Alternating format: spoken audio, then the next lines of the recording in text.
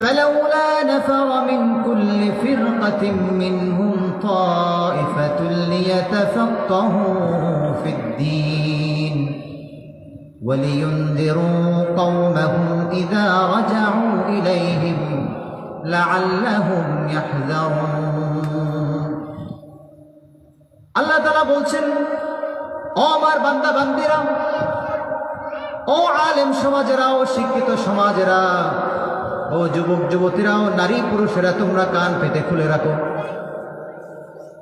আমি তো তোমাদেরকে বিভিন্ন নিয়ামত দ্বারা ভূষিত করেছি, নিয়ামত দ্বারা সুশোভিত করেছি, তোমাদের প্রতি আমি ইহসান করেছি, তোমাদেরকে আমি জ্ঞান অর্জন করার মতো স্মৃতিশক্তি, মেধা এবং যোগ্যতা দিয়েছি, গুণাবলী দিয়েছি।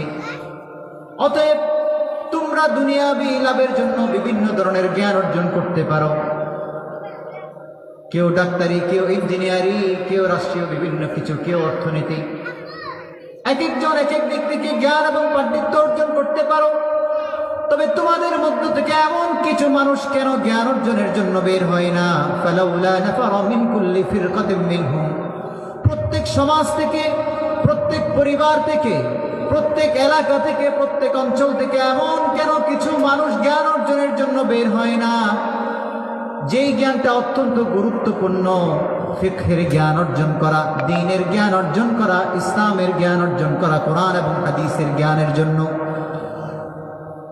তাইফাতুল লিয়াতাফাক্কাহু ফিদ্দীন, তারা সেই দ্বীন ইসলামের কোরআন হাদিসের তাফসীর, উসুলের, ফিকহের বিভিন্ন জ্ঞান অর্জন করে তারা যেন লিয়াতাফাক্কাহু ফিদ্দীন, জ্ঞানের উপর, ইসলামের উপর, দ্বীনের উপরে তারা বিশেষ এবং গভীর জ্ঞান অর্জন করতে পারে, পাণ্ডিত্য অর্জন করতে পারে। আর সেই জ্ঞান অর্জন করার পর কি করবে? সেই জ্ঞানের গুরুত্ব এত বেশি যে সেই জ্ঞান অর্জনের জন্য বের হয়ে পড়বে। সেই জ্ঞান অর্জন করার পরে তার সম্প্রদায়ের কাছে, তার পরিবারের কাছে, তার রাষ্ট্রের কাছে ফিরে এসে ওয়ালিয়ুনযিরু কওমাহুম, তার কওমকে, তার জাতিকে, তার পরিবারকে সেই জ্ঞান দ্বারা সেই শিক্ষা দিবে, জ্ঞান দিবে, দ্বীনকে বুঝাবে, কোরআন হাদিসের জ্ঞানগুলো তাদের মধ্যে প্রসারিত করবে, বিচরণ করবে, বিকিয়ে দিবে। ওয়ালিয়ুনযিরু কওমাহুম, সেই জ্ঞান দ্বারা তার এলাকার মানুষজনকে বিভিন্ন খারাপ থেকে বাঁচার জন্য, জাহান্নাম থেকে বাঁচার জন্য, শয়তানের ওয়াসওয়াসা থেকে বাঁচার জন্য সে মানুষদেরকে উৎসাহিত করবে, ভয় প্রদর্শন করবে। কাল কিয়ামতের ময়দানে তার হিসাব নিকাশের পরে জাহান্নামে যাওয়া থেকে কিভাবে আগুন থেকে বাঁচাতে পারবে সেজন্য মানুষদেরকে সতর্ক করবে। ওয়ালিয়ুনযিরু কওমাহুম ইযা রাজাউ ইলাইহিম লাআল্লাহুম ইয়াহযারুন, এই জ্ঞানগুলো মানুষ জানার পরে, মানুষ বুঝার পরে, এই জ্ঞান অনুযায়ী তারা আমল করার পরে তারা জাহান্নাম থেকে, জাহান্নামের আযাব থেকে, কবরের আযাব থেকে, জাহান্নামের আগুন থেকে এবং ফেরেশতাদের ভীষণ বিপদ আপদ, ভয়ঙ্কর শাস্তি থেকে তারা নিজেদেরকে বাঁচাতে পারবে, নিজের পরিবারকে বাঁচাইতে পারবে, নিজের সমাজকে বাঁচাইতে পারবে, নিজের রাষ্ট্রকে বাঁচাইতে পারবে। তাহলে এই আয়াতের মধ্যে আল্লাহ তাআলা বলেছেন ফালাউলা নাফারা, প্রত্যেকটা এলাকা থেকে, প্রত্যেক সমাজ থেকে, প্রত্যেক ঘর থেকে, বিভিন্ন স্কুল কলেজের জ্ঞান অর্জন করার জন্য, মাদ্রাসার জ্ঞান অর্জন করার জন্য বিভিন্নজন বিভিন্ন জায়গায় যায়। কেউ স্কুলে যায়, কেউ মাদ্রাসায় যায়, কেউ মক্তবে যায়, কেউ দেশেও পড়ে, কেউ বিদেশেও পড়াশোনা অর্জন করার জন্য যায়। কিন্তু দ্বীনের জ্ঞান অর্জন করার জন্য, কোরআন হাদিসের গভীর জ্ঞান অর্জন করার জন্য, ফিকহের বিভিন্ন মাসালা মাসাইল, জীবন ঘনিষ্ঠ জীবন পরিচালনার জন্য যে জ্ঞান দরকার, এই জ্ঞানগুলো গভীর থেকে গভীরতা অর্জন করে পাণ্ডিত্য অর্জন করার জন্য যে জ্ঞান, ইলমে ফিকহের কথা বলা হয়েছে, এই ফিকার জ্ঞান অর্জন করার জন্য বিভিন্ন জায়গা থেকে, বিভিন্ন ঘর থেকে, বিভিন্ন এলাকা থেকে মানুষজন প্রতিযোগিতা করবে, উৎসাহিত হবে, এগিয়ে আসবে, এমন কেন মানুষ দেখা যায় না? এটা আফসোস করে বলা হচ্ছে, সতর্কবার্তা দেওয়া হচ্ছে। আজকে যদি আমরা চিন্তা করি, আমরা আমাদের সন্তানদেরকে স্কুলে পাঠাই,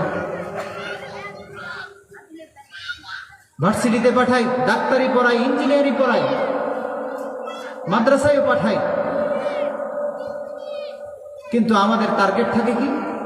আমার ছেলে বড় হবে, ডাক্তার হবে, ইঞ্জিনিয়ার হবে, বড় ব্যবসায়ী হবে, বড় নেতা হবে, দুনিয়া কামাই করবে, দুনিয়ার শান শৌকত সে অর্জন করবে, দুনিয়ার অনেক বড় ধনী হবে।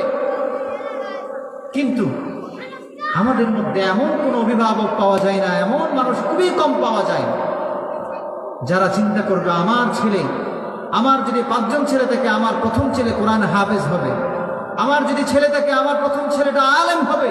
যেমন তেমন আলেম না, শুধু মাদ্রাসায় গেলে চলবে না, দ্বীনের গভীর জ্ঞান অর্জন করার জন্য, উচ্চশিক্ষা অর্জন করার জন্য, কোরআন হাদিস বেশি বেশি বুঝতে পারে এমন কিছু বড় একজন আলেম হওয়ার জন্য দেশের বড় বড় বিদ্যাপীঠে পাঠাবো, বিদেশের মধ্যে বড় বড় বিশ্ববিদ্যালয়, বড় বড় দ্বীনের মার্কাজের মধ্যে পাঠাবো, এমন চিন্তাধারার মানুষ খুব কমই থাকে। তার উদ্দেশ্য কি থাকে? আমার ছেলে বেশি বেশি কোরআন হাদিসের জ্ঞান অর্জন করে এলাকায় এসে, দেশে এসে মানুষদেরকে ওয়াজ করবে, নসিহত করবে, কোরআন হাদিস শিখাবে, মানুষদেরকে বেশি বেশি দিন আমল করার মতো সেই ধরনের জ্ঞান তারা তাদের শিখাবে। আর এই জ্ঞান শেখার মাধ্যমে মানুষ যেন জান্নাতমুখী হয়, মানুষ যেন দ্বীনমুখী হয়, ইসলামমুখী হয়, কোরআনমুখী হয়, হাদিসমুখী হয়, আল্লাহ এবং আল্লাহ রসুলমুখী হয়। এই ধরনের চিন্তাধারার মানুষ কিন্তু আমাদের সমাজের মধ্যে অনেক কম। আমরা সবাই দুনিয়া নিয়ে ব্যস্ত, দুনিয়াদারি নিয়ে ব্যস্ত। কিন্তু এই জ্ঞান, এটা দুনিয়ার জন্য কল্যাণকর ফায়দা এবং আখিরাতের জন্য, পরকালের জন্য ফায়দা। তার নিজের জন্য যেরকম ফায়দা কল্যাণকর, সমাজের জন্য, পরিবারের সবার জন্য, পুরো একটা রাষ্ট্রের জন্য কল্যাণকর। সুবহানাল্লাহ। আর এই জ্ঞানকে বলা হচ্ছে ইলমুল ফিকহ, ফিকহের জ্ঞান। আল্লাহ তাআলা বলেছেন লিয়াতাফাক্কাহু ফিদ্দীন। আজকে বলা হয়েছে ইলমে ফিকহের গুরুত্ব। তাহলে ইলমে ফিকহের গুরুত্ব এবং প্রয়োজনীয়তা কি, এটা আল্লাহ তাআলা এই আয়াতের মধ্যে অনেকটা বুঝিয়ে দিয়েছে। তাহলে এই জন্য আল্লাহ তাআলা গুরুত্ব দিয়ে বলছেন, সমস্যা নাই, আপনার একজন সন্তানকে ডাক্তার বানান, ইঞ্জিনিয়ার বানান, বুদ্ধিজীবী বানান, ব্যবসায়ী বানান, কোনো সমস্যা নাই। তবে প্রত্যেকটা তায়েফ থেকে, প্রত্যেকটা সম্প্রদায় থেকে, প্রত্যেকটা সমাজ থেকে এরকম কথা আল্লাহ তাআলা ইয়াতে বলছেন। তাহলে এখান থেকে আমাদেরকে শিখতে হবে, প্রত্যেকটা পরিবার থেকে যদি 5 জন ছেলে থাকে, 3 জন ছেলে থাকে, প্রত্যেকটা পরিবারের অভিভাবকদের, মা বাবাদের এই চিন্তা করা উচিত, আমার প্রথম একজন ছেলেকে আমি দ্বীনের জন্য আলেম বানাবো, হাফেজ বানাবো, একজন গভীর উঁচু মানের একজন বড় আলেম বানাবো।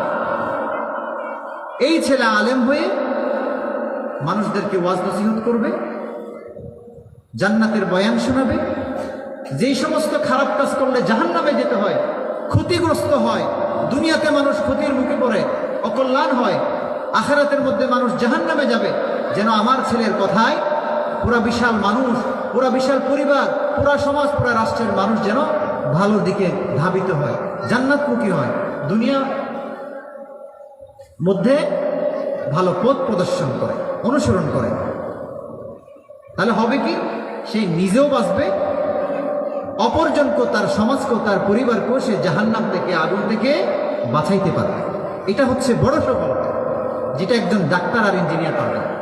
আবার দুনিয়াবি বিভিন্ন সুবিধার জন্য, কল্যাণের জন্য, এবার আপনি চিন্তা করেন, আমার দ্বিতীয় সন্তানকে আমি ডাক্তার বানাবো, আরেকজনকে ইঞ্জিনিয়ার বানাবো, আরেকজনকে ব্যবসায়ী বানাবো, আরেকজনকে সমাজসেবক বানাবো, একজন ভালো নেতা বানাবো। তাহলে এইভাবে আপনি চিন্তা করতে পারেন। কিন্তু এই আয়াত থেকে শিক্ষা হচ্ছে, প্রত্যেকটা পরিবার থেকে, প্রত্যেকটা সমাজ থেকে যেন একজন ভালো আলেম হইতে পারে, সেই জন্য সমাজের সমাজপতিদেরকে, পরিবারের যারা অভিভাবক আছে তাদের জন্য এই আয়াত থেকে শিক্ষা নিতে হবে। আজকের মাহফিল থেকে আমাদেরকে এই চিন্তাধারা নিয়ে বের হতে হবে, নিঃসন্দেহে আমার সন্তান অথবা আমার একজন নাতি আছে, পুতি আছে, আমি তাদেরকে ওসিয়ত করে যাব, সেই জন্য একজন সন্তানকে হলো মাদ্রাসায় পড়াই, কোরআন হাদিসের জ্ঞান অর্জন করাই, বড় আলেম বানাই। পারবেন তো ইনশাল্লাহ? আর এরকম আলেম বানালে আপনার লস নাই। আপনি যখন মরে যাবেন, আপনার জন্য সেই আলেম ব্যক্তি 5 ওয়াক্ত নামাজ তো অটোমেটিক পড়বে, আপনার জন্য দোয়া করবে, আপনার কবরের পাশে গিয়ে ইসালে সওয়াব পৌঁছাবে। দেশের যে প্রান্তে থাকুক না কেন, আল্লাহর কাছে হাত তুলে বলবো, আল্লাহ আমার দাদা, তার দোয়ার বরকতে, তাই সে আমার বাবাদেরকে উৎসাহিত করে ওসিয়ত করছিল, বিধায় আমার মা বাবা আমাদেরকে মাদ্রাসা পড়াইছে, আজকে আমি আলেম হইতে পারছি।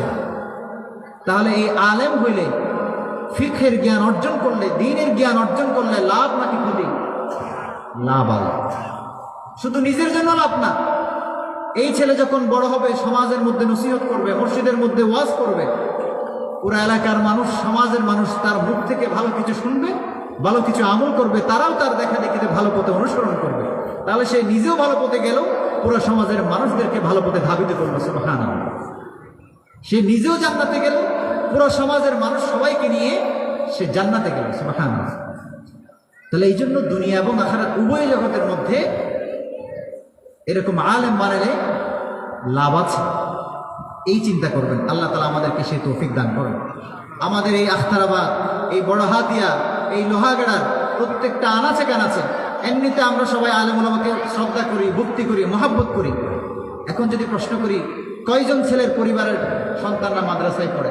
শুধু মাদ্রাসায় পড়লে যে বড় আলেম হবে এমন কোনো কথা নাই। তদারকি করতে হবে, ছেলে পড়াশোনা করতেছে কিনা এটা মনিটরিং করতে হবে, এটা অভিভাবকদের দায়িত্ব। আলেম হইতে পারতেছে কিনা এত সহজ না। তাহলে এইভাবে চিন্তা ভাবনা করে আমাদের নিজেদের জীবনটাকে, সমাজের জীবনটাকে, পরিবারের জীবনটাকে, রাষ্ট্রের জীবনটাকে সাজাইতে হবে। সকল ধরনের মানুষের দরকার আছে। এবার আসেন, ফিক কেন গুরুত্বপূর্ণ? ফিক কাকে বলে? আলম বিভিন্ন প্রকার আছে, দ্বীনে আলমও আছে, দুনিয়াবি আলমও আছে। ইসলাম উভয়টা সকল ধরনের আলম অর্জন করার জন্য উৎসাহিত করেছে। আবার কিছু কিছু আলম অর্জন করা ইসলাম প্রত্যেকের জন্য, নারী পুরুষ সকলের জন্য ফরজ করেছে, বাধ্যতামূলক করেছে। যেগুলো ছাড়া দুনিয়া চলে না, হায়াত চলে না। দুনিয়াদারি করতে গেলে 1 নম্বর শর্ত হচ্ছে ইবাদত করতে হবে। তো ইবাদতের জন্য কিছু কিছু জ্ঞান দরকার, কিছু জিনিস জানতে হবে, যেগুলো ছাড়া ইবাদত হবে না। এই সমস্ত প্রয়োজনীয় দুনিয়াতে চলার জন্য, জীবন পরিচালনা করার জন্য যেই জ্ঞানগুলো অত্যন্ত দরকার, জানা পূর্ব শর্ত, এই ধরনের জ্ঞানগুলো অর্জন করা ইসলাম ফরজ করেছে। তাহলে অতএব এই জ্ঞান অর্জন করা আমি, আপনি, নারী পুরুষ, দেশি বিদেশি সকলের জন্য ফরজ। আবার কিছু জ্ঞান আছে যেগুলো সবাই অর্জন করতে পারে না, বিশেষ বিশেষ কিছু মানুষের দ্বারা সম্ভব। কারণ শরীয়তের গভীর জ্ঞান অর্জন করা সবার পক্ষে একইভাবে সমান না। এরকম হলে প্রত্যেক মানুষই বড় বড় হক্কানি রব্বানি আলেম হয়ে যেত। তাহলে এই জন্য উচ্চশিক্ষা অর্জন করার জন্য, গভীর জ্ঞান অর্জন করার জন্য কিছু মানুষকে আলাদা আলাদা কি করতে হবে? ট্রেনিং দিতে হবে, উৎসাহিত করতে হবে, এগিয়ে যেতে হবে, সুযোগ করে দিতে হবে। আর সেই জ্ঞানকে বলা হয় ইলমুল ফিকহ। অর্থাৎ ইসলামী শরিয়া মোতাবেক নিজের জীবনের প্রত্যেকটা কাজ পরিচালনা করার জন্য, জীবন ঘনিষ্ঠ জীবনের বিভিন্ন পদ্ধতি ইসলামী শরিয়া মোতাবেক পরিচালনা করার জন্য যে জ্ঞানগুলো আছে, এগুলোকে বলা হয় ফিকহের জ্ঞান। সহজ কথায় যদি বলি, আপনার উপর আল্লাহ তাআলা নামাজকে কি করেছেন? ফরজ করেছেন। তো নামাজ ফরজ করেছেন বলে শুধু নামাজ আপনি কিভাবে করবেন? বলা হচ্ছে নামাজের জন্য শর্ত হচ্ছে আপনার শরীর পাক হইতে হবে, আপনাকে ওযু বানাইতে হবে। তো ওযুর নিয়ম কানুন জানতে হবে, ওযু কিভাবে করে সেটা জানতে হবে, নামাজ কিভাবে পড়ে সেটা জানতে হবে, কখন পড়তে হবে, কোন সময় পড়তে হবে, কিভাবে পড়তে হবে, এগুলো জানতে হবে। তাহলে এগুলো ছাড়া তো নামাজ আদায় হবে না। তাহলে নামাজের পাশাপাশি এই নামাজের সাথে রিলেটেড সংশ্লিষ্ট যে জ্ঞানগুলো আছে, এই জ্ঞানগুলো জানাটা প্রত্যেকের জন্য ফরজ। আবার যে ফিকহ, জীবন ঘনিষ্ঠ জ্ঞান, এগুলোকে ফিকহ বলা হয়। এই ফিকহের জ্ঞান অর্জন করা অত্যন্ত গুরুত্বপূর্ণ। কেন? এই ফিকহ, এই জ্ঞান একজন মানুষের জীবনকে যদি আমরা ভাগ করি,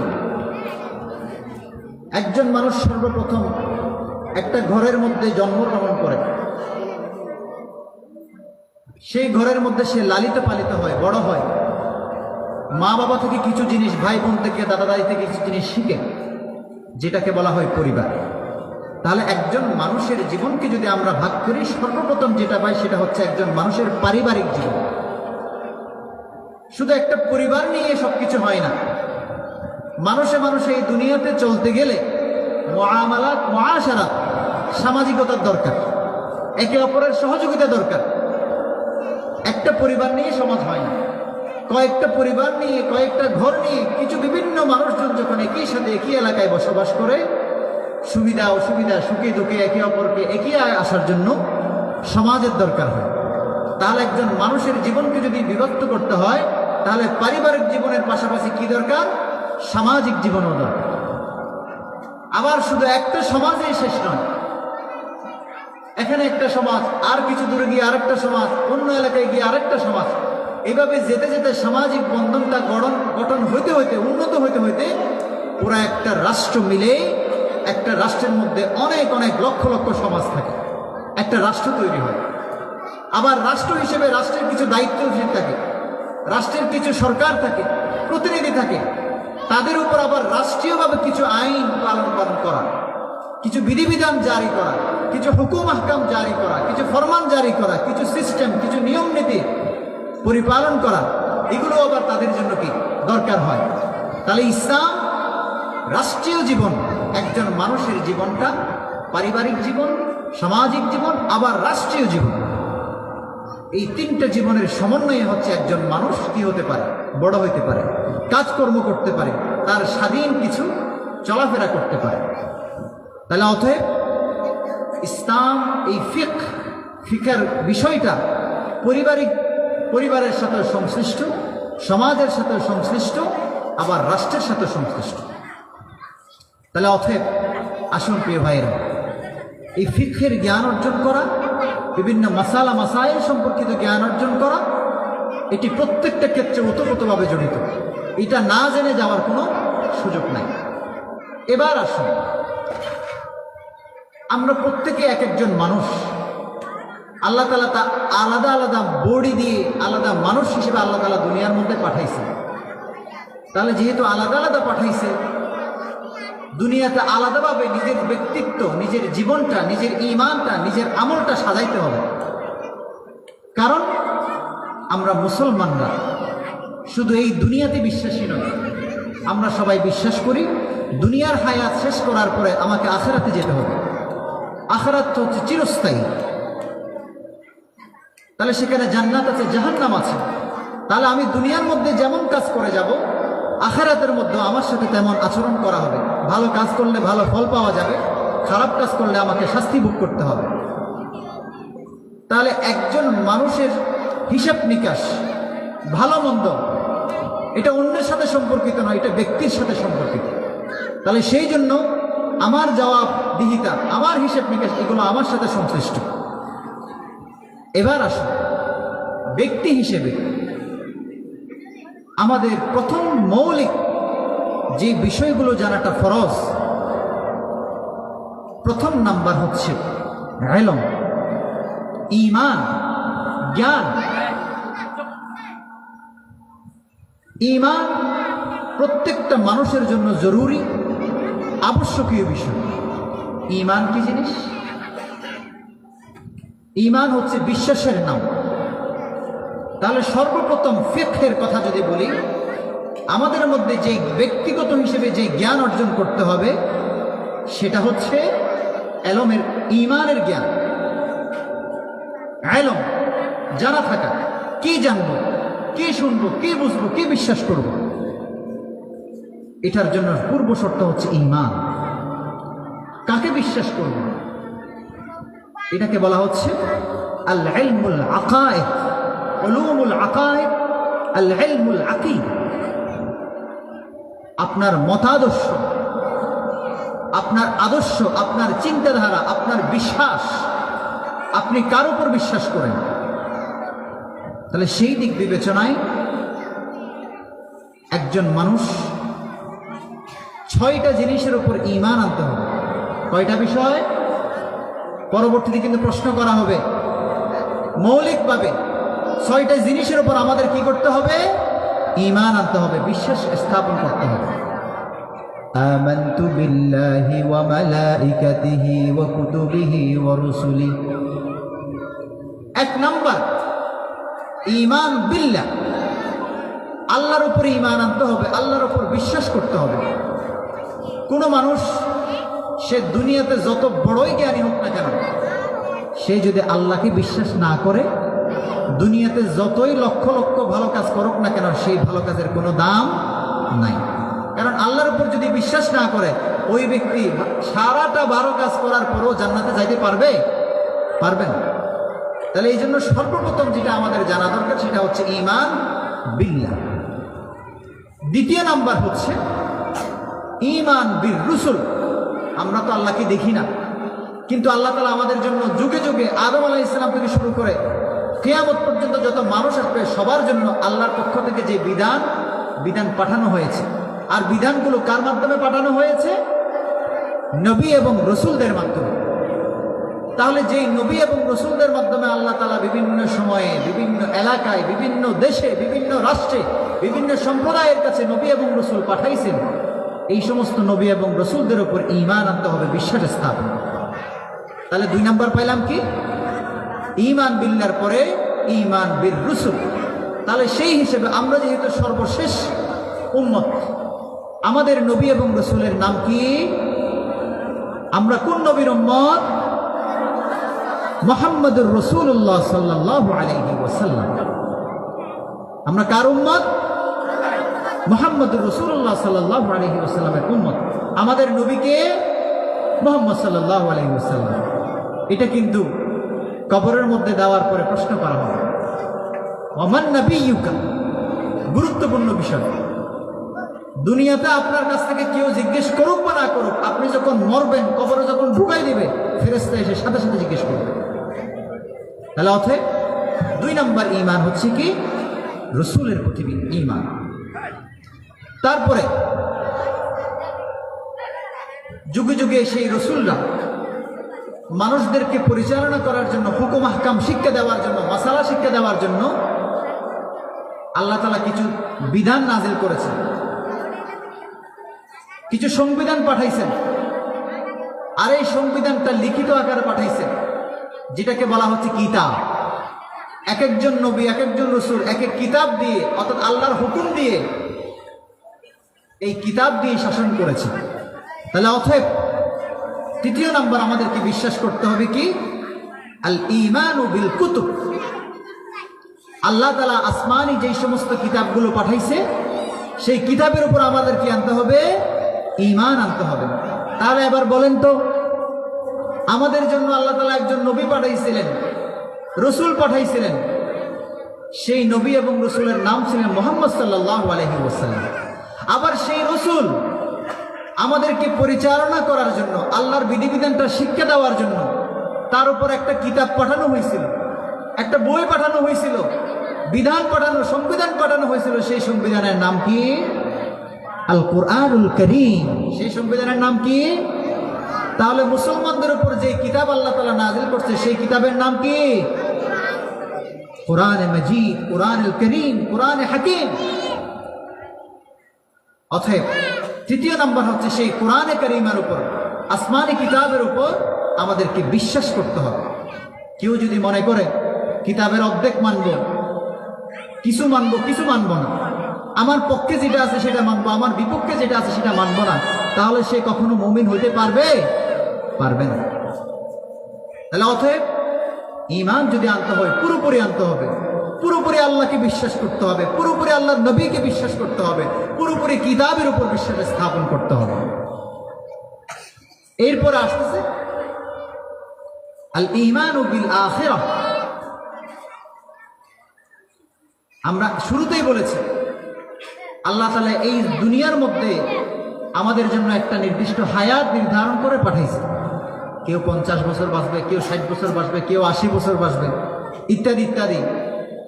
সেই সময়টা যখন শেষ হয়ে যাবে, সেই দিন আপনার রূহ থেকে, আপনার শরীর থেকে রূহকে কবজ করে নেওয়া হবে।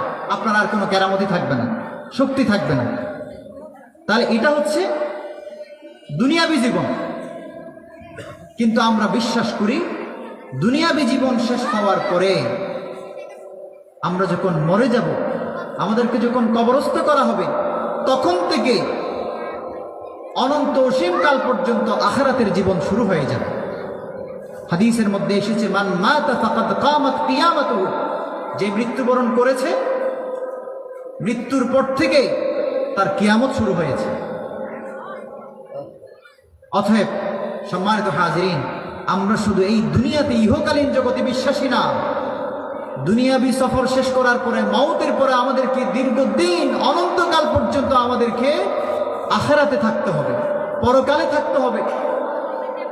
তাহলে আমরা ঈমান তো আল্লাহর উপরে এনেছি, রসুলের উপরে এনেছি, কিতাবের উপরে এনেছি, সাথে সাথে আমাদেরকে পরকাল তথা আখিরাতের উপরও ঈমান আনতে হবে। তাহলে অতএব আজকে মুসলিমরা, হিন্দু বলেন, বৌদ্ধ বলেন, খ্রিস্টান বলেন, অনেকেই তারা মনে করে দুনিয়াবি জীবনেই আসল জীবন, পরকাল বলতে, আখিরাত বলতে কোনো কিছুই নাই, নাউযুবিল্লাহ। অতএব পরকালকে যারা বিশ্বাস করে না তারা কখনো মুমিন মুসলমান হইতে পারে না। এরপরে আছে আল ঈমানু বিল কদরি। আল্লাহ তাআলা যে আমাদেরকে নির্ধারিত সময়ের জন্য দুনিয়াতে পাঠাইছে, আপনি কি খাবেন না খাবেন, আপনি কি ধনী হবেন না গরিব হবেন, আপনার কতটুকু সম্পত্তি হবে, আপনার কতটুকু মান মর্যাদা হবে, আপনি কোন চাকরি করবেন, কি করবেন না করবেন, প্রত্যেকটা কিছু আল্লাহ তাআলা আপনাকে দুনিয়াতে পাঠানোর বহু বছর আগে, কয়েক শত বছর আগে আপনার জন্য এই দুনিয়ার মধ্যে বাজেট বরাদ্দ করে রেখেছেন। সুবহানাল্লাহ। যেটাকে বলা হয় তাকদীর। কি বলা হয়? আমরা অনেক সময় ভাগ্য হিসেবে মনে করি, তাহলে বলা হচ্ছে আমার ভাগ্যে, আমার তাকদীরে, আমার কপালে আল্লাহ তাআলা যেটা নির্ধারণ করেছেন সেটাই হবে। ভালো লিখে থাকলে ভালো কিছু হবে, খারাপ কিছু থাকলে খারাপ কিছুই হবে। তাহলে পঞ্চম নাম্বার আমরা এমন একটা বিষয়ের উপরে ঈমান আনবো, সেটাকে বলা হচ্ছে আল ঈমানু বিল কদর। তাকদীরের উপর বিশ্বাস করা, তাকদীরের উপর ঈমান আনা। এর পরবর্তী আরেকটা বিষয় আছে ওয়াল বা'থি বা'দাল মাউত। ওই যে একটু আগে বলেছিলাম আখিরাতে তো বিশ্বাস করেছি, অনেকে আখিরাতকে বিশ্বাস করেন, কিন্তু আমাদেরকে যে কবরে নেওয়া হবে, কবরের মধ্যে একটা কবরে জিন্দেগি আছে, ইয়ৌমে বারজাখ বলা হয়। আবার যেই দিন কিয়ামত সংগঠিত হবে, দুনিয়া ধ্বংস হয়ে যাবে, দুনিয়াতে আর কোনো একজন মানুষ বেঁচে থাকবে না, দুনিয়া শেষ হয়ে যাবে, সেই দিন কিয়ামত হবে। এই কিয়ামতের দিন আল্লাহ তাআলা বিশাল হাসরের ময়দানে প্রত্যেকটা বনি আদমকে, যত কোটি কোটি কোটি মানুষ, সে মুসলমান হোক অমুসলমান হোক, দুনিয়াতে এসেছিল, যারা মৃত্যুবরণ করেছিল, এই মৃত্যু থেকে প্রত্যেককে কবর থেকে আল্লাহ তাআলা আবার জীবন দিয়ে আবার মাঠের মধ্যে উঠাবেন, দাঁড় করাবেন। এটাকে বলা হয় ওয়াল বা'থ, পুনরুত্থানের দিন। প্রত্যেকটা মানুষ মরে যাবে, আবার কিয়ামতের দিন আল্লাহ তাআলা প্রত্যেককে আবার জীবিত করবেন, সবাইকে একটা বিশাল ময়দানের মধ্যে দাঁড় করিয়ে তাদের বিচার ফয়সালা করবে, সালিশ কোর্ট হবে। তাহলে সেই দিন, তাহলে এই 6টা বিষয়ের উপর আমাদের কি করতে হবে? ঈমান আনতে হবে। তাহলে এই জন্য সম্মানিত হাজিরিন, আমাদের ব্যক্তিগত বিষয়ে যদি আমরা চিন্তা করি, ফিকহের কথা যদি চিন্তা করি, জ্ঞানের কথা যদি চিন্তা করি, সর্বপ্রথম আমাদেরকে এই 6টা বিষয়ের উপর ঈমান আনতেই হবে। এবার আসেন, আমাদের জন্য আল্লাহ তাআলা একটা ধর্ম দিয়েছেন, জীবন বিধান দিয়েছেন, জীবন পরিচালনার পদ্ধতি গাইডলাইন দিয়েছেন, যেটাকে বলা হচ্ছে ইসলাম। তাহলে মুহাম্মদ সাল্লাল্লাহু আলাইহি ওয়াসাল্লাম যেই শরীয়ত, যেই নিয়ম নীতি, যেই দিন আমাদের জন্য নির্ধারণ করেছেন, আল্লাহর পক্ষ থেকে নিয়ে এসেছেন, সেই দিনের নাম কি? ইসলাম। আর যারা ইসলাম ধর্মে বিশ্বাস করে, ইসলামকে অনুসরণ করে, ইসলামের রীতিনীতি মেনে চলে, তাদেরকে বলা হয় মুসলিম। তাদেরকে কি বলা হয়? মুসলমান। তাহলে আমরা সবাই কি ইসলাম ধর্মে বিশ্বাসী, ইসলামী আইন কানুন আমরা মেনে চলি, সেই হিসেবে আমাদেরকে কি বলা হবে? মুসলমান বলা হবে। আমাদের পরিচয় কি? আমাদের পরিচয় কি? মুসলমান। আল্লাহ পাক রব্বুল আলামিন একজন মানুষের পরিচয় মুসলমান হিসেবে নিজের পরিচয় দিতে পারাটা, এটি সবচেয়ে বড় সৌভাগ্যের বিষয়, সম্মানের বিষয়। আল্লাহ তাআলা বলেছেন, ওয়ামান আহসানু কাওলাম মিম্মান দাআ ইলাল্লাহ ওয়া আমিলা সালিহান ওয়া ক্বালা ইন্নানী মিনাল মুসলিমিন। দুনিয়ার মধ্যে এত কোটি কোটি মানুষ আছে, এই মানব জাতির মধ্যে সবচেয়ে উত্তম ব্যক্তি সেই দাআ ইলাল্লাহ, যে আল্লাহ তাআলার দ্বীনের প্রতি, আল্লাহর প্রতি, আল্লাহর রাস্তার প্রতি, ইসলামের প্রতি, কোরআন হাদিসের প্রতি মানুষদেরকে দাওয়াত দেয়, আহ্বান করে, এবং দাওয়াত দেওয়ার পাশাপাশি সে নিজেও আমল করে ইসলাম অনুযায়ী। ওয়াকালা, এবং যে বলে, পরিচয় দেয়, ইন্নানি মিনাল মুসলিমিন, আমি মুসলমান, আমি মুসলমান।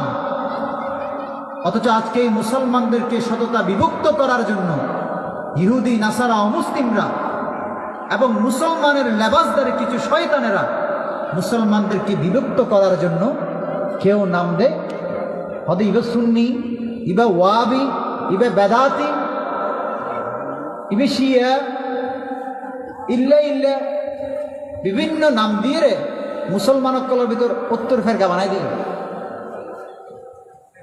তাহলে অথচ যাদেরকে বিভক্ত করা হয়েছে তারা প্রত্যেকে এক আল্লাহতে বিশ্বাস করে, এক রসুলে, যে প্রত্যেকের মতে রসুলের উপর বিশ্বাস করে এবং কিতাবের উপর বিশ্বাস করে, আখিরাতের উপর বিশ্বাস করে, তাকদীরের উপর বিশ্বাস করে, পরকালকে বিশ্বাস করে। তাহলে প্রত্যেকের বিশ্বাস যদি এক হইতে পারে তাহলে মুসলমান এত বিভক্ত কেন হবে? তাহলে অতএব সুন্নি বুঝি না, ওয়াবি বুঝি না, বেদাতি বুঝি না, বেরলবি বুঝি না, আমাদের পরিচয় কি? আমরা মুসলমান। আমরা মুসলমান পরিচয় দিতে আমরা নিজেদেরকে স্বাচ্ছন্দ্য বোধ করি। এবার আসুন, ইসলামের 5টি স্তম্ভ আছে। রাসূল সাল্লাল্লাহু আলাইহি ওয়াসাল্লাম বলেছেন, বুনিয়াল ইসলামু আলা খামসিন, শাহাদাতু আল্লা ইলাহা ইল্লাল্লাহ ওয়া আন্না মুহাম্মাদার রাসূলুল্লাহ ওয়া ইকামিস সালাতি ওয়া ইতাইজ যাকাহ ওয়া সাওমি রমাদান ওয়াল হজ। ও মুসলমান ভাইরা, এবার আসুন, আমরা যে মুসলমান বলতেছি, ইসলামের মূল ভিত্তি, মূল খুঁটি কয়টা স্তম্ভ আছে এটা আজকে আমাদেরকে শিখতে হবে, জানতে হবে। ইসলামের আল্লাহ রাসূল সাল্লাল্লাহু আলাইহি ওয়াসাল্লাম আমাদের কি শিখিয়েছেন? বুনিয়াল ইসলামু আলা খামস, ইসলামের মূল খুঁটি, স্তম্ভ হচ্ছে 5টা বিষয়, মৌলিক বিষয়। শাহাদাতু আল্লা ইলাহা ইল্লাল্লাহ, 1 নম্বর হচ্ছে আল্লাহ তাআলার প্রতি সাক্ষ্য দেওয়া, ঈমান আনা। একটু আগে যে কথা বলেছিলাম, আল্লাহর উপর কি করতে হবে, এটাকে বলা হচ্ছে শাহাদাতু আল্লা ইলাহা ইল্লাল্লাহ। শাহাদত কয়েক ধরনের, মৌখিক সাক্ষ্য, বাস্তব সাক্ষ্য। শুধু মুখে এক আল্লাহতে মানি, আল্লাহকে বিশ্বাস করি বললে হবে না, কাজে বাস্তবায়ন করা। আসলেই কি আপনি এক আল্লাহকে বিশ্বাস করেন, নাকি পাশাপাশি গিয়ে হিন্দুদের সাথে মিশে, অমুসলিমদের সাথে মিশে মূর্তি পূজা করেন, আল্লাহর পাশাপাশি গায়রুল্লাহকে খোদা হিসেবে জানেন, তলে তলে শিরিক করেন? এই বিষয়টা কিন্তু আলাদা হতে হবে। তাহলে মৌখিক সাক্ষ্য এবং বাস্তব সাক্ষ্যের সমন্বয় হচ্ছে শাহাদা। তাহলে আল্লাহর উপর বিশ্বাস, শাহাদা। 2 নম্বর খুঁটি হচ্ছে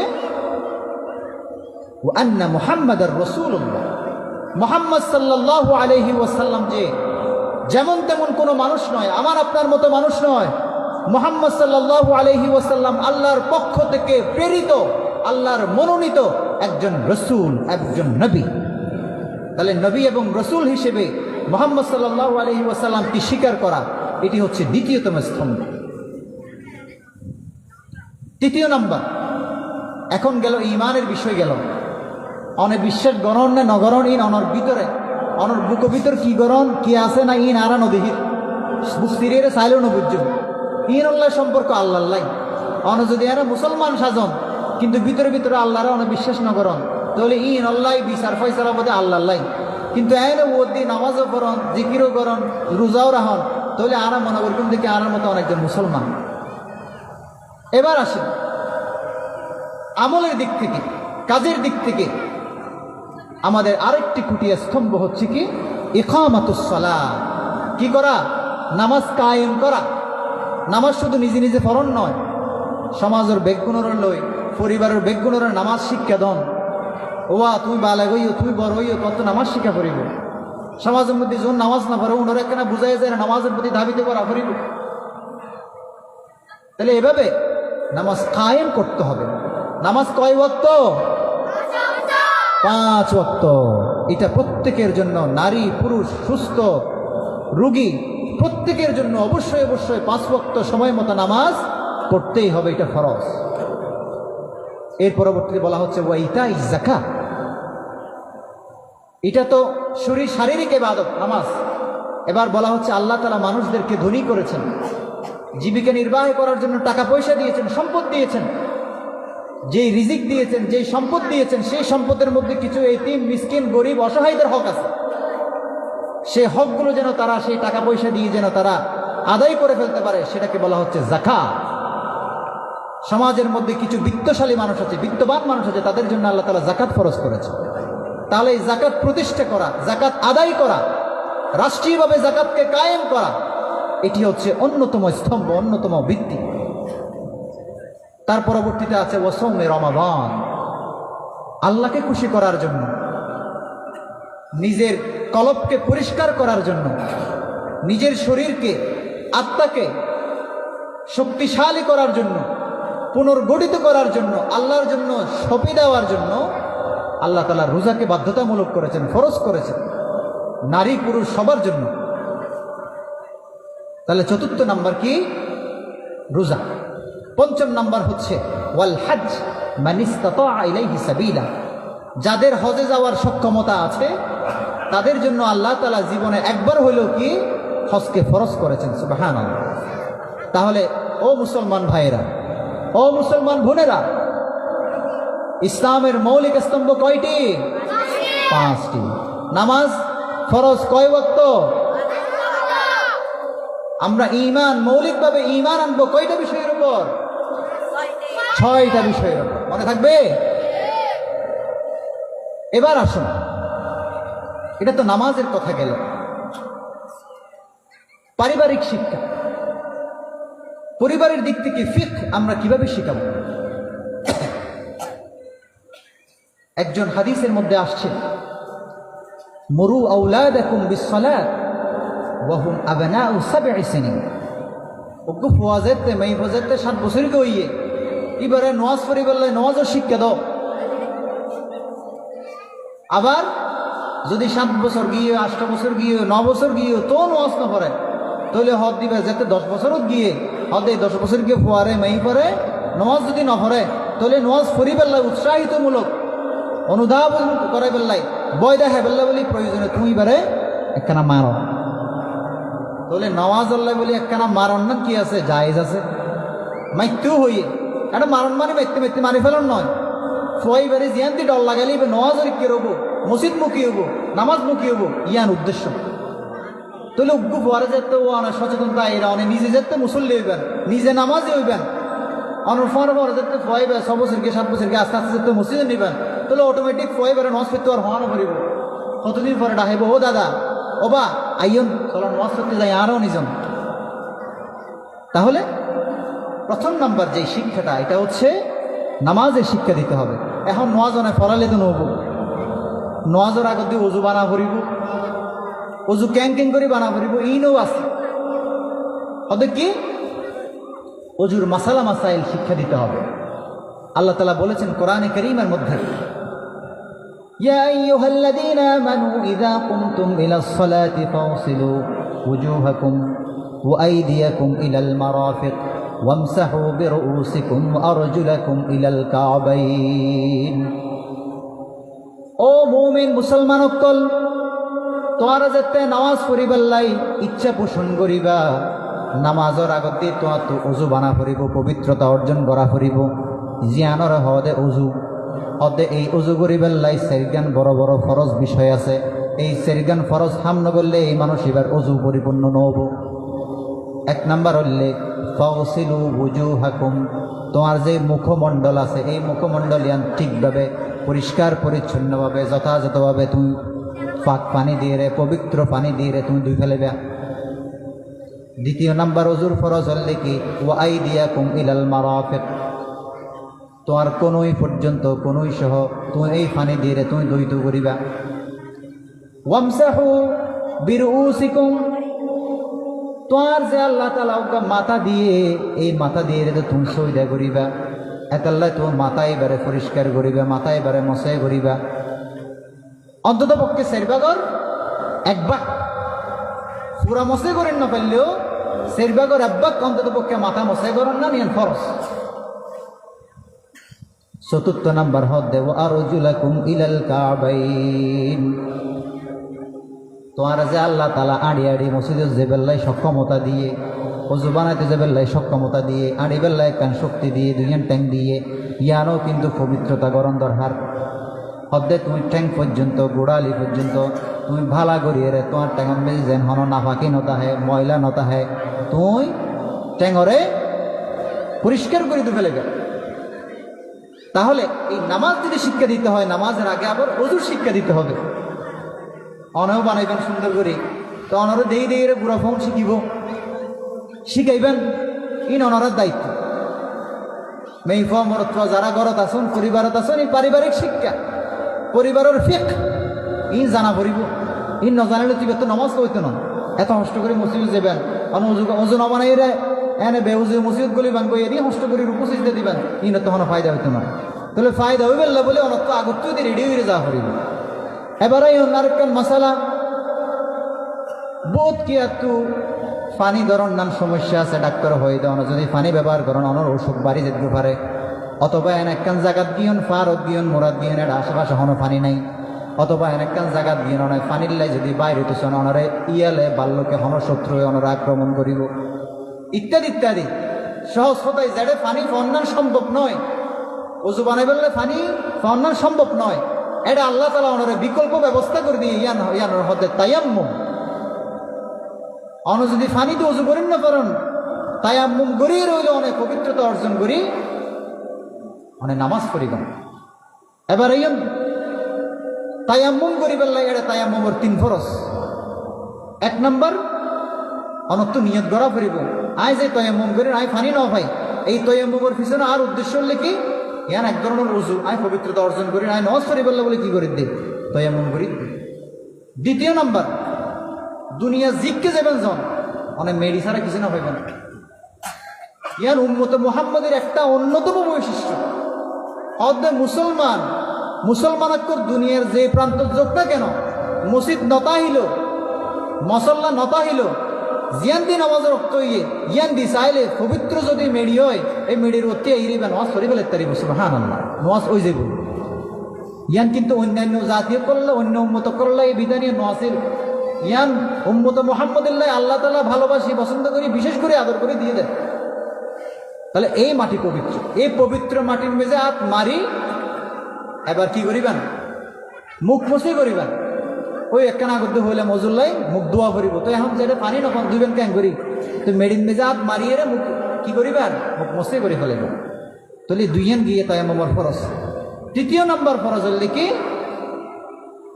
আর যে দুইয়ান হাত আছে আবার মেডিন মেজে হাত মারিয়ে গুছিয়ে 2 হাত কি করে ফেলেবেন মশাই করে ফেলেবেন। এই 3 দিন হামলে অনেক তায়াম্মুম গিয়ে এবার অনেক মসজিদ যে জিজ্ঞে করান অনেক নামাজ পড়ি ফেলে তারিবেন। ইল্লে করে নামাজ পড়লে নামাজ ওই যে বই সুবহানাল্লাহ। সনিয়া যেটা উজু করেন না পারেন পানি দিয়ে এটা অনেক তায়াম্মুম করে নামাজ পড়ি ফেলে তারিবেন সুবহানাল্লাহ।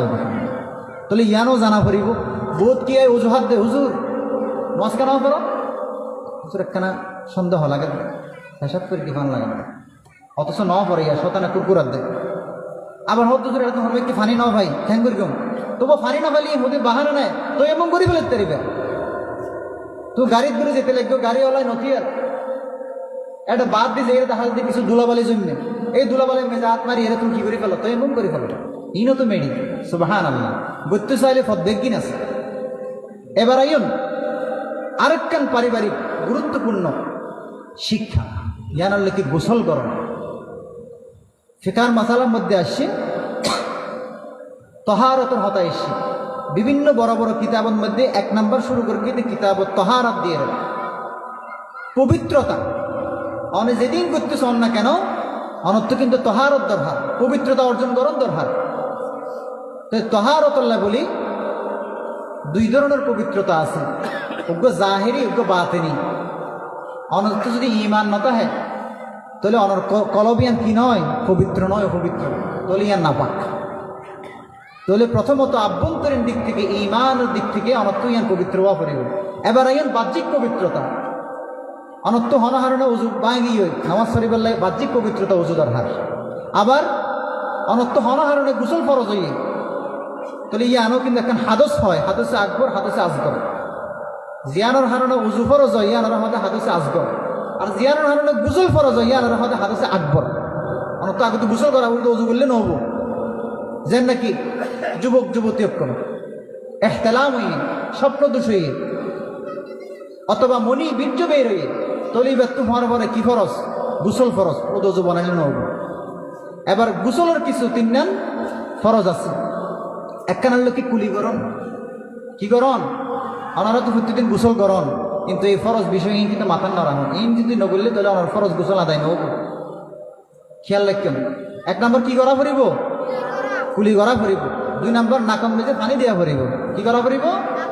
নাকত বালা করে পানি দেওয়া পড়িব। নাকত ভিতরে হত দুলাবালি ডুবিত পারে, ময়লা আবর্জনা না পাকিতে হাইতে পারে, ই জাগো পান। 3 নম্বর হলো কি সমস্ত শরীর ধুই ফেলা পড়িব। তাহলে গোসলের ফরজ হওয়ান 3 নাম। সম্মানিত হাজরিন, ইকিনি যারা হতা হইতে হইতে আর সময় শেষ গিয়ে পারিবারিক জীবন, সামাজিক জীবন, রাষ্ট্রীয় জীবন। এবার আইন পারিবারিকভাবে আর তো আরো কিছু জিনিস জানার না দরকার আছে। একখান হলে কি বিয়ে শাদী নেকাহ। কারণ একখান পরিবার তৈরি হতে কেন করি মা এবং বাবার মধ্যে বিয়ে সংগঠিত হইয়ে এই মা বাবার প্রজন্মের মধ্যে সংসারের মধ্যে সন্তান এসে তাহলে এইভাবে একখান পরিবার তৈরি হয়। এতাল্লাই পারিবারিক অন্যতম একখান ফিকহি মাসাইলের জায়গায় লিখে নিকাহ। এই বিয়ে শাদী আনার লিখে বৈধ সুরত আল্লাহ তাআলা যে মানুষের জৈবিক চাহিদা দিয়ে শাহওয়াত আছে ইন পূরণ করিবার লাগে। এই নেকার একখান বড়তম একখান রুকন আছে। এই রুকন জিয়ান নইলে বিয়া পরিপূর্ণ শুদ্ধ নহব। এটা একখান হলে কি ইজাব আর একখান হলে কি কবুল। এক পক্ষ তো প্রস্তাব দিয়া পড়িব, ও আই অমুকরে বিয়া করতে চায়, আর জনের তো হওয়া পড়িব, তো ও ঠিক আছে ইয়া নাই মানি লইলাম। তাহলে এক পক্ষ তো প্রস্তাব দিয়া পড়িব, আর এক পক্ষ তো প্রস্তাব ইয়ানোর কি করা পড়িব? গ্রহণ করা পড়িব। ইয়ানোর হাতে একখান ইজাব এবং কবুল। এতাল্লাই যাতে বিয়ে শাদী হয় এতে নারী এবং পুরুষ, স্বামী স্ত্রী উভয় পক্ষ তো একখান কি পড়িব? এক পক্ষ প্রস্তাব আইলে আর এক পক্ষ তো ইয়ানোর কবুল করা পড়িব। যতক্ষণ কবুল ইয়া ন হয় এতক্ষণ বিয়ে হইতো নয়। যতক্ষণ প্রস্তাব প্রশ্ন করে এতক্ষণ বিয়ে হইতো না। এটা ইনরে ইজাব কবুল ইনরে লইয়ের আবার বহুত দিলে তমসা আছে সমাজের মধ্যে। তাহলে উগ্র নারীত্ব যেহেতু বেগানা নারী বিয়ার আগ পর্যন্ত তুই মাহারাম উগ্র পুরুষ যাইরে এবার তো অনুমতি লব। তুমি অমুকল্লাই তোমার বিয়ে দিতে চাই, তুমি কি রাজি আছো না? তুই আর দায়িত্ব দো, উকিল বানো। এবার ইবে যাইরে জামাইরে হব আই আর মোয়াক্কেলারে আই উকিলরে কি তোমার বিয়ান বেজে সুপর্দ করলাম। এবার জামাই তো হওয়া পারিব দে ইয়া নাই কবুল করগি। কবিল তো এই হতাই বা হওয়া পারিব, আই বিয়ে ইয়ান কবুল করগি, প্রস্তাবিয়ান কবুল করগি, হ্যাঁ করে হওয়া পারিব। এটা একটা গুরুত্বপূর্ণ মাসালা। আবার বিয়ে শাদীর মধ্যে বড় ফরজ বিষয় আছে বলে কে মহর। মহর নির্ধারণ করা পারিব। ইব হমক বেশি জীবে নির্ধারণ করিবেন, ইব অনার বউরে কি করি বলা পারিব? হামাহাই আদায় করে দেওয়া পারিব খরচ। কিন্তু আজ বহুত বিখ্যাত লাখ লাখ টিয়া মহর দৈর্ঘ্যে কিন্তু উগ্র টিও বউরে আদায় ন করে। এই অবস্থা যদি অনার মত হয়, বউ যদি অনারে মাফ ন করে, তাহলে অনেক কবরের মধ্যে আখেরাতের মধ্যে কিয়ামতের মধ্যে আরেকজনের হক নষ্ট করেন আর জালেম হিসেবে হক হই এই হিসেবে অনত্ব কি বলা পারিব? শাস্তি পাওয়া পারিব। অতএব বিয়ের মধ্যে মহারণা বেশি নির্ধারণ করেন ইয়ান হন কি নয়, ক্রেডিট নয়। যেদ্দুর তৌফিক আছে উভয়ের সম্মতির ভিত্তিতে এদ্দুর নির্ধারণ করে ইয়ান আদায় করেন না, ইয়ান হলে বড় ক্রেডিটের বিষয়। এবার আইন বিয়া যদি করতে মনে হয় কিছু মশালা জানা পড়িব। ইয়ান হলে কি অত্যন্ত গুরুত্বপূর্ণ তালাকর মশালা। আজিয়া অহরহর ঘর পরিবার নষ্ট হয়ে যার গই হতাই হতাই এনে তালাক বাইর করে দেন। হতাই হতাই 70 তালাক দি ফেলার 100 তালাক দি ফেলার। কিন্তু আবার ইয়ার পরের দিন আবার একটু হরগু মজার সংসারও ঘরের বছরকে বছর হওয়া খুব সাবধান। বিয়া করিবার আগত দি তালাকর মশালা স্বামী স্ত্রী উভয়ত্ব জানান না, একদম ফরজের মতো ফরজ। অনে যদি মুকুট দি তালাক শব্দ ইবাদি বাইর গুরগন্ধ হয়, মস্কারি করিও গুসাত্তায়ও বউর যদি উদ্দেশ্য করি এর যদি অনেক তালাকিবে বাইর গুরগন্ধ হয়, তাহলে ফরে ফরে তালাকিবে পড়ে যাবে। আমার তো টেনশন করে না পড়িব। তাহলে এখন আমার বউ তালাকও গিয়ে তালাক মুতাল্লাক ওই জনের পরে তাহলে যথাযথ যদি অনেক ব্যবস্থা না দেন, যথাযথ যদি অনেক যথাযথ সুন্দরভাবে নিয়ম পদ্ধতি মানিয়ে যদি তালাক দিন না পারন্দ হয়, তাহলে অনর জীবন শেষ। তাহলে একটা লাইন কোরআনের মধ্যে হই আত-তালাকু মাররাতান ফাইমসাকুম বিমারুফিন আও তাসরিহুম বিইহসান। অদুয়া সাবধান, একজন মানুষ একজন স্বামী সর্বোচ্চ 3 তালাক দিতে পারিব। ইউ আবার সুরত বয়ান করে কি আল্লাহ রসুলে খ্যাং করে দিবে হতে আগত দিয়ে তালাক দেওয়ার উদ্দেশ্য কি? এই নারী যদি বউ যদি ইটিককে বিটিককে করে সুদূর বুদুর করে তৈলি বেড়া সংশোধন করিবার লাই আগত দিয়ে বুঝাইবে, পরামর্শ দিবে, মুরব্বীটা হাইয়ে ঠিকঠাক করিবে চেষ্টা করিবে। যদি ইও ঠিক না দেওয়া হয় তারপরে অনেক কি করিবেন চাই হতেন। এবার ফাইনাল শেষ মুহূর্ত অসহ্য গিয়ে গই উগ্র তালাক দিবেন। তালাক বেগুন দিনে ফেলাইন অনর বন্ধুকন মেজে গুলি আছে তো হওয়া তিন্ন বাইরে গেলে অনর তো আর কিছু গণনার নাই। তৈরি তাহলে প্রথমে উগ্র দিয়ন, উগ্র দিয়ে এবার বাপসা বুঝিবেন। ওর যদি ফেরত আনিবার সুযোগ তাহে ইচ্ছে তাহে ও সংশোধন হয়ে যাবে আবার আনিবেন। ইয়ার পরও নময় সংশোধন নময় কিছুদিন পরে যাইয়ে আরোগ্য দিয়েন। তাহলে বন্ধুকর গুলি দুয়া দি ফেলাই নিয়ে আছে দা আরোগ্য।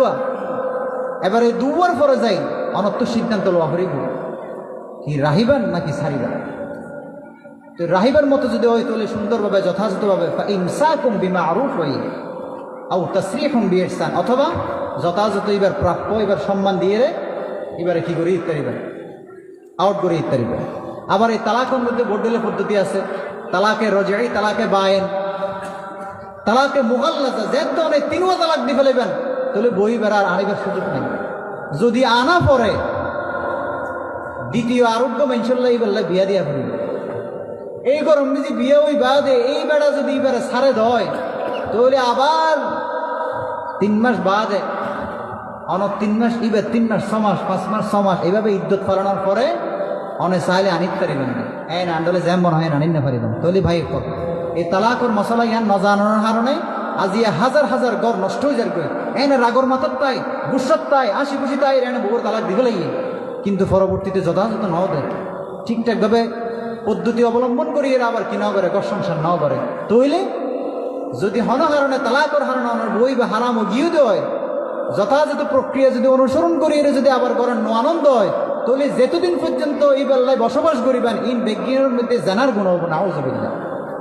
এতল্লা সাবধান, তালাক শব্দ ধরে হন মস্কারি নেই। সম্মানিত হাজিরিন, আরেকটা বিষয় আছে খোলা। যাক, অনেক কথা আছে পারিবারিক দিক থেকে যদি ফিকহের কথা বলি অনেক গুরুত্বপূর্ণ বিষয় আছে যেগুলোর মাসালা আমাদের জানা দরকার। এবার আসুন সামাজিক বিষয়, সামাজিক দিক থেকে আমাদের কি কিছু মাসাইল জানা দরকার। যেমন মানুষ পারস্পরিক জীব, একে অপরের প্রতি কি সহানুভূতি, কি করা যাবে কি করা যাবে না। আল্লাহ তাআলা বলেছেন, রুলস দিয়ে দিয়েছেন, তাআওয়ানু আলাল বিররি ওয়াত তাকওয়া ওয়া লা তাআওয়ানু আলাল ইসমি ওয়াল উদওয়ান। সমাজত তাইলে একে অপরের সহযোগিতা করা ফুরিব। তাহলে কি হাজলি সহযোগিতা করিবেন কি হাজলি সহযোগিতা নকরিবেন ইন আল্লাহ তাআলা রুলস দিয়ে ফেলে। হদিবা যদি হন বালা হাজ করতে চাই, সৎ হাজ করতে চাই, যে শরীয়তের দৃষ্টিতে বালা, তাহলে এই ক্ষেত্রে এবারে সহযোগিতা করিবেন। যেন নাকি আজ একটা মাহফিল হই ইয়ান একটা বালা হাজ, এই ক্ষেত্রে সহযোগিতা করিবেন, দায়িত্ব নন। আবার হতে যদি এই হাজিয়ান যদি হারাব হয় অন্যায় তাহলে এই ক্ষেত্রে আমরা সহযোগিতা করতে পারেন। যদি আজ এই জায়গায় ইয়ার মধ্যে মাহফিল নইরে যদি হন একটা নাচ গান হইতো, যাত্রা ফলার অনুষ্ঠান হইতো, হন হারাম হন গিয়ে হইতো, তাহলে এটা যদি ওনারা সহযোগিতা করতেন, যারা টিয়া দিয়ে শ্রম দিয়ে বুদ্ধি দিয়ে উদ্যোগ দিয়ে বেগুন গুণাগার হইতো নাউযুবিল্লাহ। তাহলে হারাম এই ধরনের হারাম হাজত মেজে সহযোগিতা করা যেত না। প্রতিবেশীর হক আছে, আত্মীয়র হক আছে, উত্তরাধিকার সম্পত্তি মিরাসি সম্পত্তির বিষয় আছে, ইন হক বড় বড় হক ইয়া এই মানুষের হক জিন আছে। এই সমস্ত মাসালা ইনার অত জানা করিব, আল্লাহর হক ঠিকভাবে আদায় করা করিব, বান্দার হক যথাযথভাবে আদায় করা করিব। তাহলে ইনার লাগে সামাজিক বিষয়। এবার রাষ্ট্রীয় বিষয় যদি চিন্তা করি তাহলে রাষ্ট্রীয়ভাবে জিন বড় বড় অপরাধীনের শাস্তির ব্যবস্থা করা করিব। যেন নাকি একজন এখন মানুষ অহেতুক কারণে ছোড়ো একখান হারণে নিরপরাধ মানুষের মারি ফেলার হত্যা করতে কোনটা বন্ধ করে এর দূরত শেষ করে ফেলার, তাহলে এই কিন্তু জঘন্য। আল্লাহ তাআলা বলেছেন ওয়ালা তাকতুলুন নাফসাল্লাতী হারামাল্লাহু ইল্লা বিল হক, তোমরা অন্যায়ভাবে মানুষদেরকে হত্যা করিও না। কারণ যদি হত্যা করো তাহলে তুমি একজন হত্যাকারী হিসেবে কিয়ামতের ময়দানে তোমাকে দাঁড় করানো হবে। আবার যদি সেরকম কেউ উল্টাপাল্টা হত্যা করে, মানুষদেরকে বিনা বিচারে মেরে ফেলে, তাকে শাস্তি দেওয়ার জন্য এটা রাষ্ট্রের উচিত, রাষ্ট্রের দায়িত্ব। এজন্য আল্লাহ তাআলা বলেছেন কিসাস, হুদুদ। যে ব্যক্তি সীমা লঙ্ঘন করবে তাকে যথাযথ পানিশমেন্ট দিতে হবে। আল্লাহ তাআলা বলেছেন ওয়াফিল কিসাসি হায়াত, জনসম্মুখে যখন একজন নিরপরাধ মানুষকে, হত্যাকারীকে যখন আপনি ফাঁসির কাস্টে ঝোলাবেন, যখন আপনি হত্যা করবেন, শাস্তি দেবেন, কিসাস দেবেন, তখন অন্যান্য এলাকার যত হত্যাকারী আছে, সন্ত্রাসী আছে, তারা শিক্ষা নিয়ে ফেলবে। এভাবে একটা রাষ্ট্র সংশোধন হয়ে যাবে। রাষ্ট্রীয়ভাবে যেভাবে অর্থনৈতিক দিক থেকে সুদের যে ব্যাপক প্রচলন আছে, রাষ্ট্রীয়ভাবে এই সুদ বন্ধ করা এটা রাষ্ট্রের জন্য অত্যন্ত কর্তব্য। আজকে যেই সমস্ত স্বৈর শাসকের কারণে রাষ্ট্রের মধ্যে নিয়ম শৃঙ্খলা বিঘ্নিত হচ্ছে, রাষ্ট্র অস্থির হয়ে যাচ্ছে, মানুষ নিরাপত্তাহীনতায় ভুগছে, তাহলে একটা রাষ্ট্রের সুশাসক, ভালো শাসক প্রতিষ্ঠা করার জন্য এটা রাষ্ট্রকে উদ্যোগ নিতে হবে। তাহলে অতএব এরকম বিভিন্ন দিক থেকে রাষ্ট্রের মধ্যে মানুষ নিরাপত্তাহীনতায় ভুগছে, জননিরাপত্তা, জাতীয় নিরাপত্তা নিশ্চিত করার জন্য রাষ্ট্রকে ব্যবস্থা গ্রহণ করতে হবে। কারণ আল্লাহ তাআলা বলেছেন ওয়া'ইদ্দু লাহুম মাসতাতা'তুম মিন কুওয়াতিন ওয়া মির রিবাতিল খাইল তুরহিবুনা বিহি আদুওয়াল্লাহি ওয়া আদুওয়াকুম। ও আমার বান্দা বান্দিরা, তোমরা যখন নিরাপত্তা নিয়ে শঙ্কিত হও, আশঙ্কা বোধ করো, তোমরা তোমাদের সাধ্যমতো তোমাদের অস্ত্রশস্ত্র তোমরা সজ্জিত করো, প্রস্তুতি নিয়ে থাকো। ওয়া'ইদ্দু লাহুম, তোমরা প্রস্তুতি নিয়ে থাকো, প্রস্তুত করো। মাসতাতা'তুম মিন কুওয়া, তোমাদের শক্তি সামর্থ্য যতটুকু আছে সেটা নিয়ে তোমরা ঝাঁপিয়ে পড়ো, সতর্ক হও, পাহারা দাও। এটা দেখে যে কোন তোমাদের যারা শত্রু আছে, ভিতরগত শত্রু, বাইরের শত্রু, তারা যেন পালাতে বাধ্য হয়, তারা যেন ভয় পায়। সম্মানিত হাজিরিন, বর্তমানে যে যুদ্ধ চলছে বিশ্বব্যাপী, এটি অস্ত্রের যুদ্ধ নয়, আল গাজউল ফিকরি বলা হয়, চিন্তাধারা নিয়ে যুদ্ধ। এই যে আজকে ইসকন এত মানুষদের ভিতরে ব্যাপকভাবে তাদের কার্যক্রম পরিচালনা করছে, ঈমান নিয়ে, বিশ্বাস নিয়ে তারা ছিনিমিনি খেলছে। মানুষের অন্তরের মধ্যে বিভিন্নভাবে তারা বিভিন্ন বিষাক্ত ছবল করে মানুষের খাওয়াই দিচ্ছে, মুসলমানদেরকে বিষাক্ত করে তুলছে। মুসলমানদের ঈমানকে হরণ করার জন্য তারা বিভিন্নভাবে চিন্তা ভাবনা, আয়োজন, আজকে ব্যবস্থা, যেন মানুষদেরকে ঈমান থেকে, মুসলমানকে ঈমান থেকে দূরে চলে যায়। এই চিন্তাধারা নিয়ে আপনাকে আগাইতে হবে। কোথায় পা বাড়াচ্ছেন, কার দিকে যাচ্ছেন, কার কথা শুনছেন, কোন নিয়ম মানছেন, চিন্তাধারা সতর্ক হইতে হবে। এভাবেই আপনাকে যুদ্ধে যুদ্ধে এগিয়ে যেতে হবে। আজকে মুসলমানরা বিজ্ঞান থেকে অনেক দূর পিছিয়ে, অথচ একটা সময় বড় বড় বিজ্ঞান প্রযুক্তি যেগুলো আছে এগুলোর আবিষ্কারক হচ্ছে মুসলমানরা। আজকে মুসলমানরা বড় বড় ডক্টর হচ্ছে, ইঞ্জিনিয়ার হচ্ছে, বিসিএস ক্যাডার হচ্ছে। কিন্তু এই সমস্ত ওরা গ্লোবালি যেখানে বিজ্ঞানের খেলা, উন্নত অস্ত্রশস্ত্র যদি আপনাকে বানাতে হয়, জ্ঞান, বিজ্ঞান, মেধা দিয়ে, বিচক্ষণতা দিয়ে আপনাকে এগিয়ে যেতে হবে। কিন্তু আজকে মুসলমানরা জ্ঞানের দিক থেকে অনেক পিছিয়ে। তার মানে আপনার কাছে অস্ত্র নাই, এই অস্ত্র হচ্ছে জ্ঞান, বিজ্ঞান। অতএব আজকে পুরো গ্লোবালি যেই সমস্ত বিষয়গুলো নিয়ে আজকে মুসলমানদেরকে কোণঠাসা করা হয়েছে, মুসলমান এবং মুসলমানদের সন্তানদের উচিত এই সমস্ত গোপন অস্ত্রগুলো নিয়ে, শক্তিগুলো নিয়ে আজকে পুরো বিশ্বের মধ্যে অমুসলিমদের সাথে পাল্লা দেওয়া, তাদের সামনে মুখোমুখি হওয়া, তাদের সাথে যুদ্ধ অবতীর্ণ হওয়া। প্রিয় ভাইয়েরা, এইভাবেই চিন্তা করতে হবে। এভাবেই আমাদের ছাত্রগুলোকে, সায়েন্সের স্টুডেন্টগুলোকে, বিভিন্ন এলাকার মানুষগুলোকে এভাবে তৈরি করতে হবে, বাহিনীতে পাঠাইতে হবে, প্রশিক্ষিত করতে হবে। আজকে আমার রাষ্ট্রের কথা যদি চিন্তা করেন, রাষ্ট্রের চতুর্দিক থেকে মুশরিকরা, শয়তানরা আমাদের রাষ্ট্রকে ঘিরে আছে। কিন্তু আমাদের দেশপ্রেমী সেনাবাহিনী, রক্ষী বাহিনী, বিডিআর, তারা চৌকস বলে তারা আজকে আমাদের এই রাষ্ট্রের নিরাপত্তা সীমানা পাহারা দিচ্ছে বলে আজকে আমরা আরামে ঘুমাইতে পারছি। কিন্তু ঘুমার কতদিন যাবেন?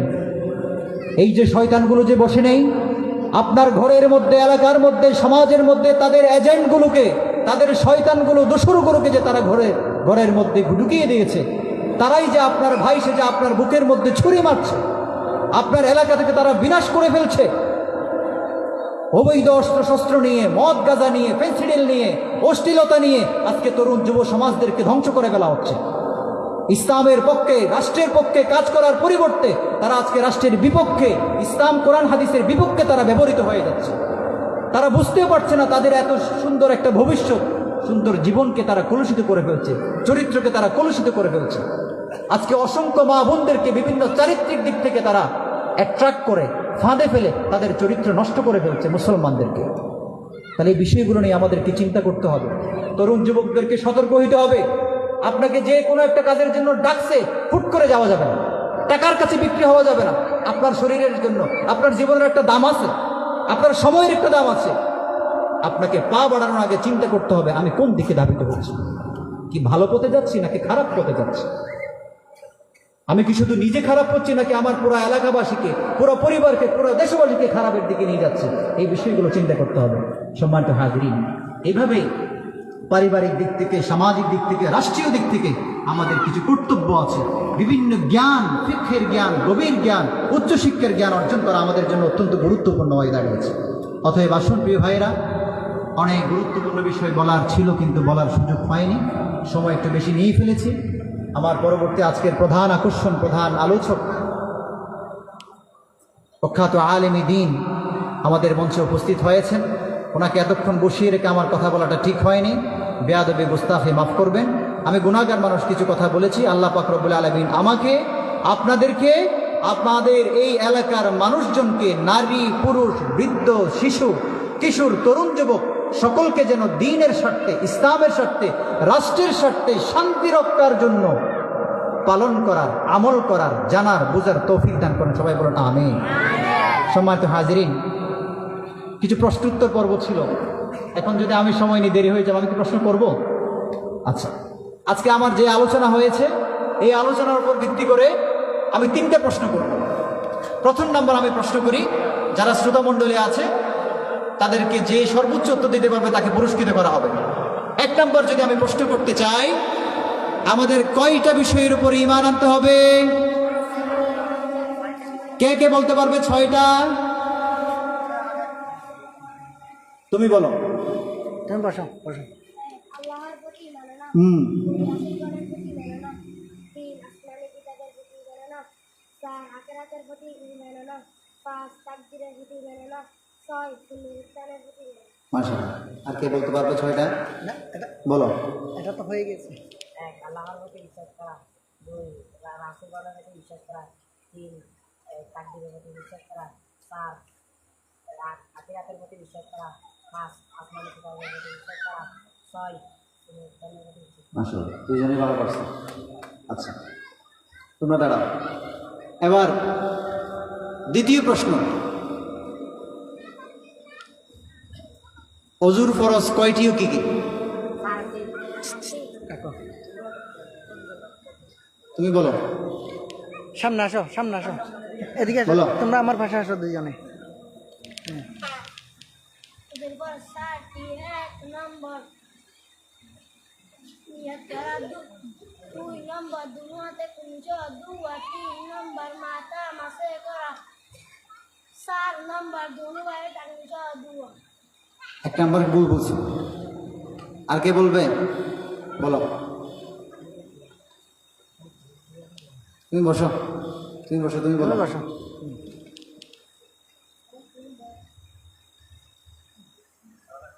তাতে তাতে তাতে সবাই না। বড় করে।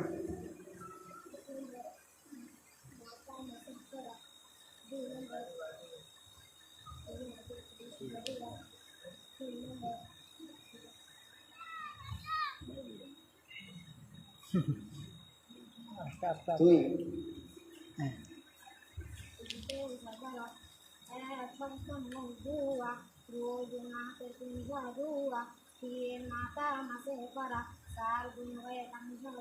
মাশাআল্লাহ, আর দুজন বলে। এবার 3য় নম্বর প্রশ্ন। এন্দি এন্দি। তৃতীয় নম্বর প্রশ্ন, আমাদের এখানে যেহেতু 3 জন আছে, একজনকে বাদ দিতে হবে, আরেকজনকে বাছাই করতে হবে। এই তিনজনকে করব। তোমাদের মধ্যে বলো তায়াম্মুমের কয় ফরজ? তোমাদের দুইজনের মধ্যে থেকে বলো একজন। 1 নাম্বার নিয়াত করা, 2 নাম্বার সমস্ত মুখ একবার মাথায় করা, 3 নাম্বার সমস্ত শরীর একবার মাথা, দুনো হাতে কোনো